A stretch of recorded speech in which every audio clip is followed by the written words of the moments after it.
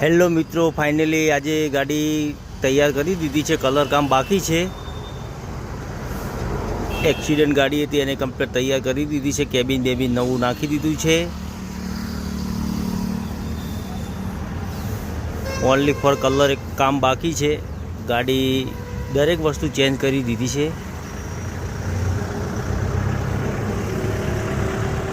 Colour કામ થશે ત્યારે આપણે વિડીયો બનાવીને અપલોડ કરશું.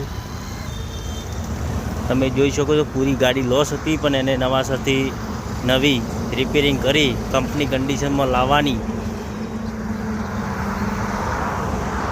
અત્યારે કલર કામ થઈ જશે એટલે હું વિડીયો અપલોડ કરીશ. તમને આગલા વિડીયોમાં મેં નાખેલો જ છે, તમે જોઈ શકો છો ગાડી કેવી હાલત હતી, અત્યારે કેવી છે.